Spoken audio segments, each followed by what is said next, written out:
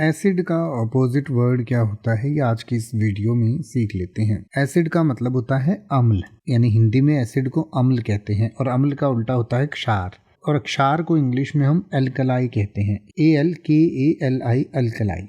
तो एसिड का अपोजिट होता है अल्कलाई। तो जैसे कि आप ये कह सकते हैं acidic solutions often have a sour taste, यानी कि जो अम्लीय सॉल्यूशन होते हैं या अम्लीय जो घोल होते हैं उनका टेस्ट जो है आमतौर पर खट्टा होता है। इसका उल्टा आप कह सकते हैं alkali solutions often have a bitter taste, यानी कि जो क्षारीय घोल होते हैं, सॉल्यूशंस यहाँ पर घोल के लिए इस्तेमाल किया गया है, तो उनका जो टेस्ट होता है वो बिटर होता है। या फिर आप कह सकते हैं adding acid to the solution increase its acidity, यानी कि अम्ल मिलाने से किसी घोल की अम्लीयता बढ़ जाती है।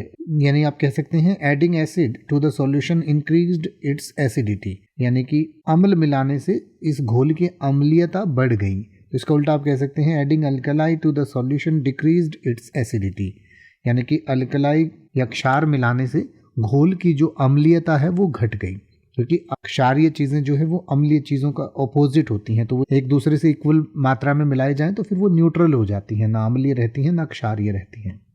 अब आप ऐसे ही किसी भी वर्ड का मतलब हिंदी और इंग्लिश में YouTube पर सर्च कर सकते हैं। आपको मेरी वीडियो मिल जाएगी जिसमें आप बिना किसी फालतू बकवास के सीधा उस वर्ड का मतलब समझ पाएंगे। तो ऐसी ही वीडियोस को देखते रहने के लिए चैनल को सब्सक्राइब करें और बेल आइकन को प्रेस करें।